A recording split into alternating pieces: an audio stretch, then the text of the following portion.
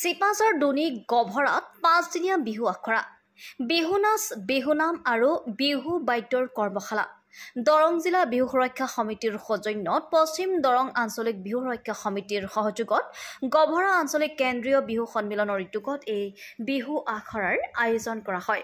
শতাধিক প্ৰশিক্ষাৰ্থী অংশগ্ৰহণ কৰে এই বিহু আখৰা শিবিৰত। News desk report Arunodoy Assam.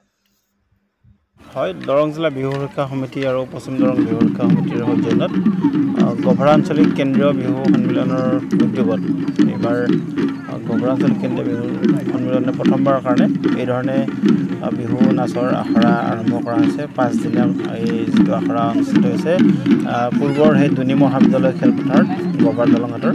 আমি আশা কৰিছোঁ ইয়াত কেৱল বিহু নাচেই নহয়, বিহু নাম আৰু বিহু বাদ্য বিশেষকৈ ঢোল পেঁপা গগনা টকা কি ধৰণে বজাব লাগে বা কি ধৰণে বিহুৰ ভংগীমা শুদ্ধ আৰু সঠিক ৰূপত বিহুৱতীসকলে বিহু নাচৰ ক্ষেত্ৰত গ্ৰহণ কৰিব পাৰে তাকে আমি চেষ্টা অব্যাহত ৰাখিছোঁ আৰু আশা কৰিছোঁ যি আমি উৎসাহপূৰ্ণ সঁহাৰি দেখিছোঁ অভিভাৱক বা শিকাৰুসকলৰ, আশা কৰিছোঁ এইবাৰ বহাগ বিহুত বিশেষকৈ পশ্চিম দৰং অঞ্চলত সঠিক আৰু শুদ্ধ ৰূপত বিহুৱতীসকলে বিহু প্ৰদৰ্শন কৰিব পাৰিব।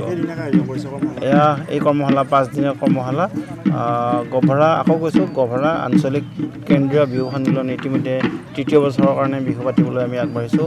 এই অঞ্চলৰ প্ৰায় 8টাতকৈ অধিক সংঘ বা অনুষ্ঠানে একেলগে আমি এই বিহুখন পাতি আহিছোঁ।